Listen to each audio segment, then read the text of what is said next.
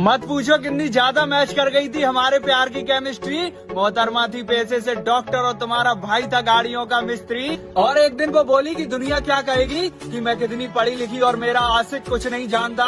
मैंने कहा ऐसा कुछ नहीं है, तुम्हारे और हमारे काम में लगभग बहुत सी समानता। तो बोली कैसे? मैंने कहा तुम बता देती हो लोगों को क्या दिक्कत है नाप के हार्ट बीट, ठीक वैसे ही मैं बता देता हूँ इंजन की आवाज सुन के कि इसमें क्या दिक्कत है और ये क्यों कर रहा है ओवर हीट। तुम लोगों के घाव साफ कर देती हो लगा के एथेनॉल, तो ठीक वैसे ही मैं भी गाड़ियों के पार्ट साफ कर देता हूँ लगा के पेट्रोल। और तो और एक मिस्त्री दोबारा इंजन चालू कर सकता है अगर इंजन हो जाए सीज, मगर एक डॉक्टर कभी भी दोबारा सांसें नहीं ला सकता अगर एक बार पल्स रेट हो जाए फ्रीज। इतना सुनते ही वो बोली मुझसे गलती हो गई, मुझे माफ करो महाराज जो मैंने आपकी शक्तियों को नहीं पहचाना और मैं आपसे प्यार नहीं कर सकती क्योंकि आपकी बातें ही सुन के लग रहा है कि किसी दिन आप मेरा भी सिर खोल दोगे लगा के रिंच और पाना।